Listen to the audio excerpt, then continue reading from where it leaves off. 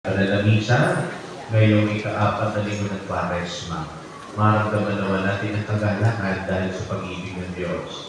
Sa mga nag-alay, nagpapasalamat sa lahat po ng mga nag-ingkot sa ating pananalisa.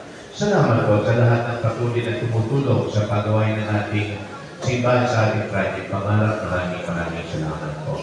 Paanyaya po sa March 18, sa darating pong Miyerkules, meron po tayong pisalang pamparokya, alas 6 po ng gabi.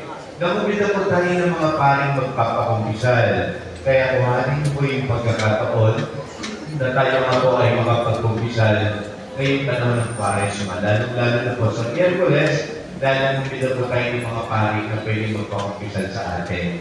Maraming salamat po. Sumainyo ang Panginoon. At sumainyo. Pagpalain kayo ng makapangyarihang Diyos, Ama, Anak at Espiritu Santo. Amen. Pumayo po tayong lahat, taglayin ng liwanag, magkakayan tungo sa Diyos. Salamat sa Diyos. Maraming salamat po. Ingat po ang lahat. Salamat po sa inyo. Happy Sunday everyone. Happy Sunday guys.